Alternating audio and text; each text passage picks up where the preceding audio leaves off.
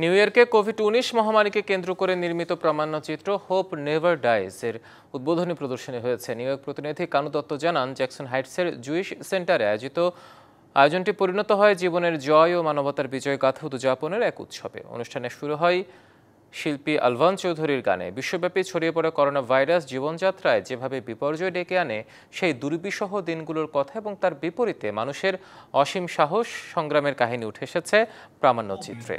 লেখক সাংবাদিক শামীম আল আমিনের পরিচালনায় নির্মিত হয়েছে প্রামাণ্যচিত্রটি। উদ্বোধন করেন গণমাধ্যম ব্যক্তিত্ব আসমা আহমেদ মাসুদ। তো যাই হোক, আজকের এই আয়োজনটা আমরা শুরু খুবই ট্রাফিক ঢাকা আমরা আমেরিকান চলে আসি